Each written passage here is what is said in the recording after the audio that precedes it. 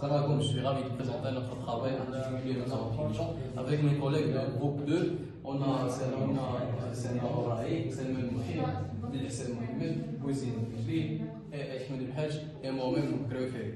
D'accord. Alors, premièrement, on va présenter la première fonctionnalité de notre projet, c'est la Face Recognition. Ici, on peut bien voir que Sena va entrer le whitelist, gestion de whitelist. Il revient ici pour ajouter un utilisateur à notre database. Ici, il va être M. Marwan. On va essayer de prendre son image avec notre PC, avec le nom. Voilà, automatiquement, M. Marwan est ajouté à notre database. Puis, on va tester ce mécanisme-là on va prendre M. Marwan devant de notre caméra SP et on va scanner les choses. Alors ici, on va scanner tout simplement un petite vérification. On va donner que notre système a bien fonctionné avec un score de 90%. Bienvenue, M. Marwan. Tout simplement. D'accord.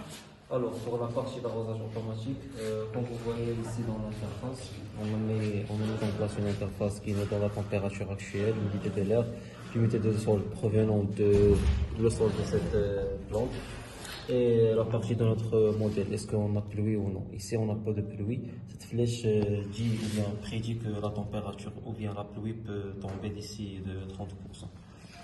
Alors, on a une USB, comme vous voyez. On a ici deux capteurs, le capteur d'humidité et température TH-T11 et le capteur d'humidité de sol qui est branché dans la plante, comme vous voyez ici. Il est branché en dessous.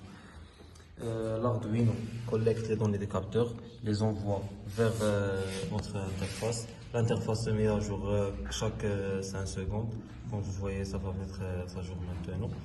Après, on a cette charte et met à jour.